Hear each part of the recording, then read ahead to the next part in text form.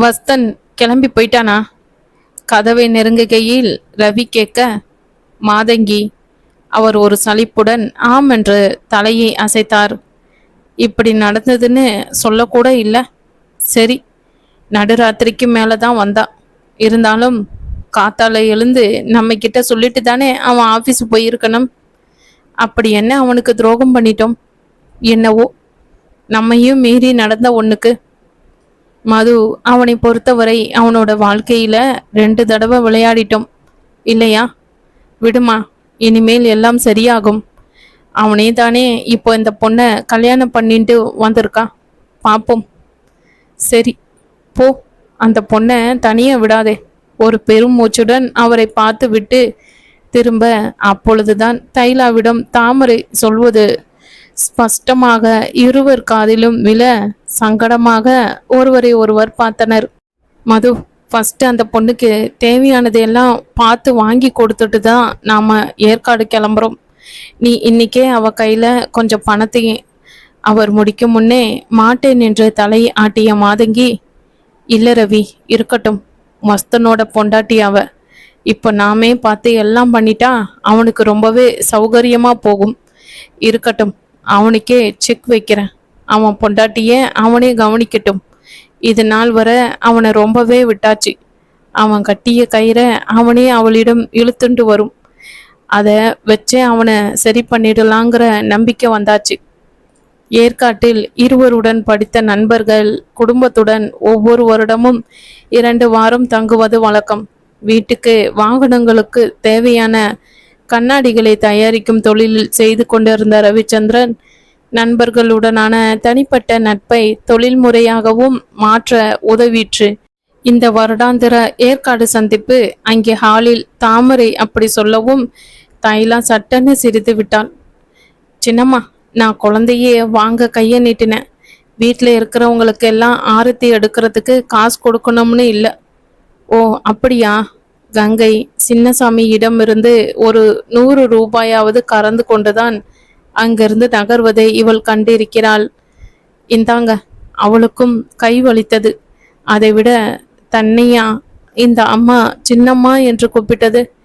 தன்னை சுற்றி பார்க்க பெரியம்மாவை காணவில்லை. காரில் உட்கார்ந்தே வந்திருந்தாலும் குழந்தை எங்கே அந்த இருக்கையில் இருந்து விழுந்து விடுமோ என்ற அச்சத்தினால் இரு கையால் அதை கட்டிக்கொண்டே வந்ததால் முதுகும் கையும் வலித்தது. சற்று நேரம் ஓய்வாக இருக்கலாம் போல இருந்தாலும் இது எஜமானர் வீடு, இங்கு அப்படியெல்லாம் மரியாதை குறைவாக நடக்கக்கூடாது என்று சிறு வயதிலிருந்து அவளுக்கு சொல்லிக் கொடுக்கப்பட்ட பாடம் என்பதால் தன்னுடைய உடல் உபாதையை மறைத்து தைலாவை பார்த்து சிநேகமாக சிரித்தாள். உங்ககிட்ட பாப்பா ஒட்டிக்கிட்டா போல, இன்னும் முகம் பார்க்க தெரியல இல்ல? எங்க திரிஷா கூட முதலில் என்னை பார்த்து சிரிச்சதுன்னு எங்க பெரியம்மாவுக்கு ஒரே கோபம். ஆனா கோபத்தை குட்டி பாப்பா கிட்ட காட்ட முடியாதுல்ல. அதான் எனக்கு காலில் சூடு. ஆர்வத்துடன் தன்னை பார்த்து நட்பாக சிரித்த அந்த பெண்ணிடம் உளறி கொட்டுகிறோம் என்று புரிய உடனே நாக்கை கடித்து கொண்டு நிறுத்தி, பாப்பாவை தரீங்களா? நீங்களும் இங்க வேலைதான் செய்றீங்களா? வந்து எனக்கு குளிக்கணும், ஒரே அழுக்கா இருக்கு. பெண்கட்டில குளிக்கிறதுக்கு தட்டி இல்ல குளியலறை இருக்கா? கிணறு இருந்தா கூட அதுல தண்ணி மொந்து குளிச்சுக்குவேன். எனக்கு பழக்கம்தான். நட்பின் வேரை பலப்படுத்தியவாறு சகஜமாக கேட்க தைலாவுக்கு கண்ணே கலக்கி விட்டது. அவளுக்கே இப்படி என்றால் அதை அந்த ஹாலில் ஒரு மூலையில் கேட்டுக்கொண்டிருந்த மாதங்கிக்கோ சாமியின் நிலையும் கிட்டத்தட்ட தைலாவின் நிலையையே ஒத்திருக்க, இதை மாடியில் ஹாலை நோக்கி கட்டப்பட்டிருந்த வளைவில் நின்று கேட்டுக்கொண்டிருந்த ஸ்ரீனி இதை மாற்ற என்னவெல்லாம் செய்ய வேண்டியிருக்கும் என்று திட்டம் தீட்ட தொடங்கினான். அம்மாவிடம் பேசுவதற்காக படி இறங்கி வர மாதங்கியே அவனை எதிர்கொண்டார். அம்மா, உங்களுக்கு கோபம் இல்லடா, உனக்கு தெரியாமலேயே நீ வஸ்தனுக்கு நல்லதுதான் பண்ணியிருக்க. ஆனால் வஸ்தனை மாத்துறதுக்கு முன்னாடி இவ்வளவு நிறைய மாத்தணும் போல. ஃபர்ஸ்ட் அவ கையில கொஞ்சம் பணத்தை கொடுக்கணும். பாவம், கையில ஒன்றும் கொண்டு வரல போல இருக்கே. யூ டோன்ட் வரிமா. இனிமேல் இந்த மாசன் கூட்டணி ஒன்று சேர்ந்து அந்த தாசன் கூட்டணிய அமைக்கிறது தான் வேலை. மாசன் கூட்டணி தாசனா? கண்ணடித்தபடி ஸ்ரீனி, எஸ்மா, அதாவது நீங்க சன், அதாவது நான், 2 பேரும் மாசன். ஓகே, புது கூட்டணி அமைக்க போராடுவோம். கூட்டணி பேரு தாசன் சொல்ல மாதங்கி மெதுவாக சிரித்து, புரிஞ்சு போச்சுடா, தாமரைக்கு தா, என் சன் இல்ல வஸ்தன் சன், சரிதானே என்று பதிலுக்கு கண்ணை சிமிட்டி சிரிக்க, எப்படிமா இப்படி அறிவு ஜீவியா இருக்க நீ? ஒரு விரலை நீட்டி கெத்தாக கூறியவன் தாமரையை தேடிச் சென்றான்.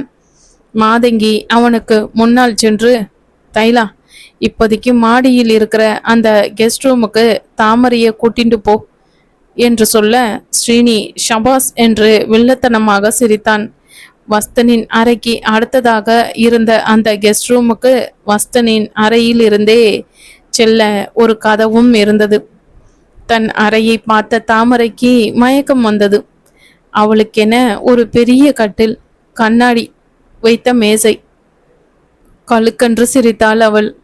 என்கிட்ட இருக்கிற 3 பாவாடை செட்டுக்கு இந்த கண்ணாடி வேற என்று. ஆனால் அசதி கண்ணை அழுத்த அப்படியே தூங்கி போனாள்.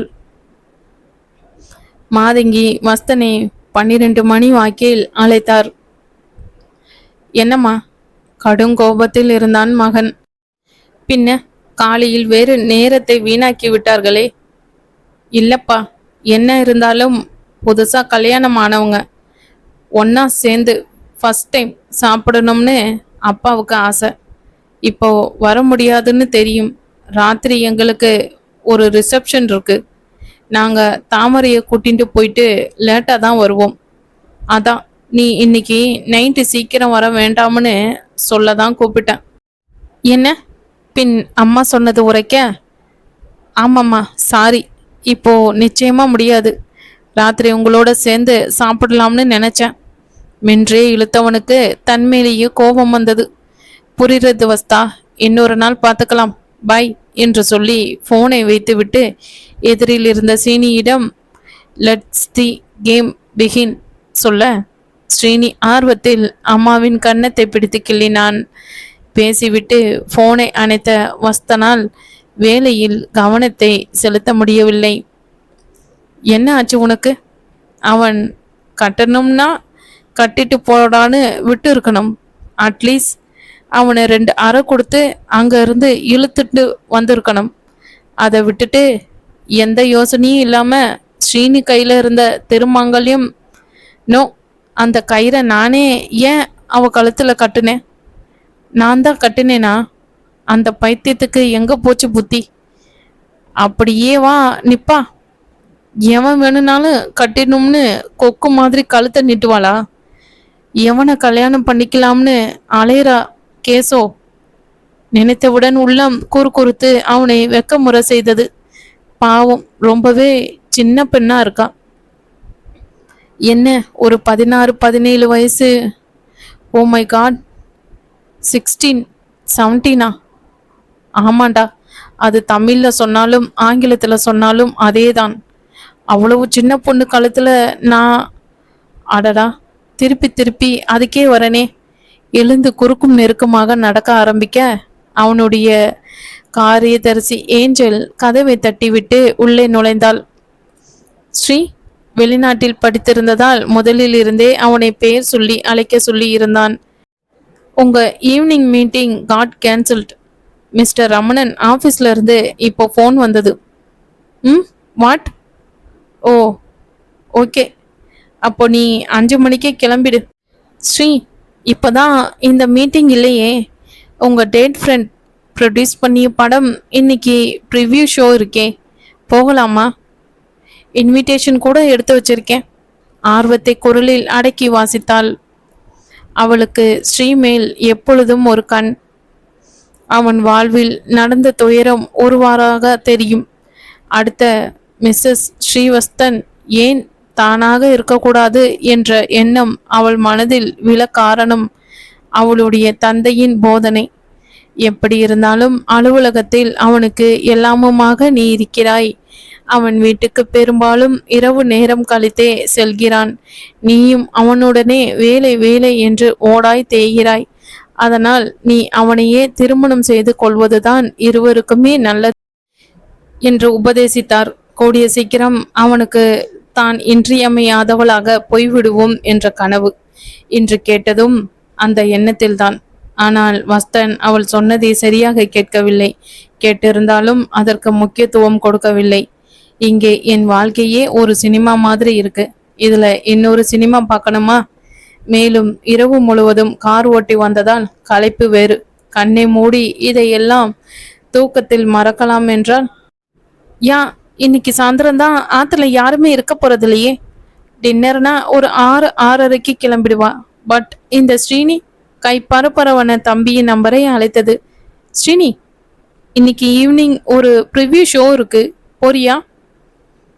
இல்ல ஷிவ், நான் நைட்டு பிரமோத் வீட்டில் ஒரு ப்ராஜெக்டுக்கு போகணும், சாரி.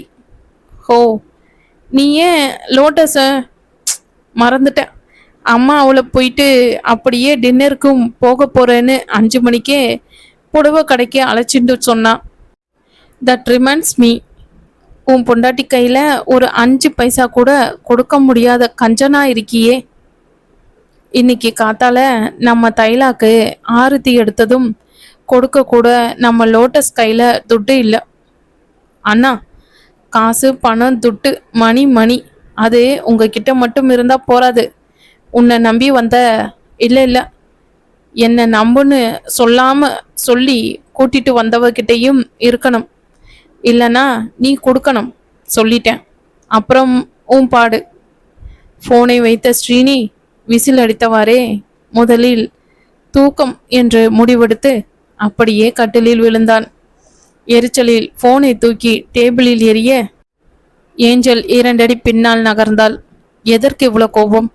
இந்த கோபம் ஒன்றுக்காகவே அவனை ரொம்பவும் நெருங்க முடியாமல் இருந்தாள். ஏஞ்சல், என் பர்சனல் பேங்க் அக்கௌண்ட்டை ஜாயிண்ட் அக்கௌண்ட்டாக மாற்றணும். என்ன ஃபார்ம் வேணுமோ அதை எவ்வளோ சீக்கிரம் முடியுமோ அவ்வளோ சீக்கிரமா ரெடி பண்ணு. அப்படியே ரெக்கை இல்லாமலேயே வானத்தில் பறப்பது போன்ற உணர்வு ஏஞ்சலுக்கு. ரியலி? அவளை கடுப்புடன் பார்த்து, நான் என்னைக்கு ஜோக் பண்ணியிருக்கேன்? அஃப்கோர்ஸ் என்று அவள் கதவை தாண்டி போகும்போது, wait Angel, in the name of Thamarai, Senthamarai, yes that it என்று கூறிவிட்டு லேப்டாப்பில் மூழ்க அவள் அங்கேயே சமைந்தாள். Senthamarai is she? திக்கியது. She is my wife. ஏஞ்சலை பார்த்து சொல்ல அதிர்ச்சியில் ஒன்றும் சொல்லாமல் அவள் வெளியே செல்ல, இதில் என்ன அதிர்ச்சி என்று யோசித்தவனுக்கு அப்பொழுதுதான் அவன் சொன்னது புரிய அவனுக்குமே அதிர்ச்சியில் வேர்த்து கொட்டியது. எப்போதிலிருந்து நான் இப்படி நினைக்க? இன்னைக்கு இருந்தா +1ஓ +2ஓ படிக்க தொடங்கின. ஐயோ, அது சின்ன பொண்ணுடா, வயசு மனம் சொல்ல. இதை கிராமத்திலே யோசிச்சிருக்கணும். அங்கே கோட்டை விட்டுட்டு இங்கே டைய தேடுனா. ஸ்ரீனியின் குரல் எதிர்வாதம் செய்தது. அவசரமாக கிளம்பி வீட்டுக்கு வந்தவன் ஹாலில் யாரும் இல்லாததால் ஒரு நிம்மதி பெருமூச்சுடன், சாமி, ஒரு கப் காஃபி என்று அதிசயமாக கேட்டு அங்கிருந்த சோஃபாவில் உட்கார அடுத்த 5 நிமிடத்தில் அவனுக்கு பக்கத்து டேபிளில் வைத்த கப்பை எடுத்து ஒரு வாய் குடித்தவனுக்கு தொண்டையும் வாயும் சேர்ந்தே எரிய, என்ன இது என்று கோபத்தில் முகத்தை சுளிக்க அவனுக்கு பின்னால் இருந்து தாமரையின் குரல், சுக்கு கசாயம் பெரியய்யா என்று மெல்லிய குரலில் சொல்ல, அதிர்ந்து எழுந்தவன் அந்த கப்பை கையில் இருந்து தவற விட்டான். யார் குரல் இது? இதுவரை இந்த குரலை கேட்டதே இல்லையே. இல்லை, கேட்டிருக்கேன். நேற்று கிராமத்தில் ஸ்ரீனி அவகிட்ட தன்னை கல்யாணம் பண்ணிக்கிறியான்னு கேட்டப்போ இதே மாதிரி தானே சின்னையான்னு ஸ்ரீனிய. இருந்த தலைவலி இரட்டிப்பானது அவனுக்கு. காதுகளில் அந்த குரல் சின்னையா என்று கூப்பிட்டதே எதிரொலிக்க அவன் அப்படியே அதிர்ந்த கோலத்தில் இருப்பதை பார்த்த அவன் மனைவி அவன் எதிரே வந்து, இப்பொழுது பெரியய்யா, பெரியய்யா என்று கையை பிசைந்தபடி கூப்பிட்டது அவனுக்கு காதில் விழவே இல்லை. சுற்றும் முற்றும் பார்த்த தாமரை பயந்தே போனாள். தன்மேல் பார்வை இருந்தும் அந்த கண்ணில் ஒரு குழப்பம் இருப்பதை பார்த்தவள் அவனுக்கு என்னவோ ஏதோவென பதறி ஆபத்துக்கு தோஷமில்லை என்று நினைத்து அங்கே பக்கத்தில் மேசையின் மீது வைத்திருந்த ஒரு செய்தித்தாளை எடுத்து அவன் கையில் 2 போட்டாள். ஒருவேளை கரண்ட் கம்பி ஏதாவது தொட்டிருப்பானோ? ஆனால் மயக்கம் ஒன்றும் போடலையே. அவளுக்கு பயம் அதிகரிக்க அடியின் வேகமும் கூடியது. கூடவே வாயும் அவனை பெரியய்யா என அழைப்பதை நிறுத்தவில்லை. ஒரு 8-10 அடி வாங்கிய பின் சுள்ளென்று வலிக்க கண்ணை மலர்த்தி கையை பார்த்தான் வஸ்தன்.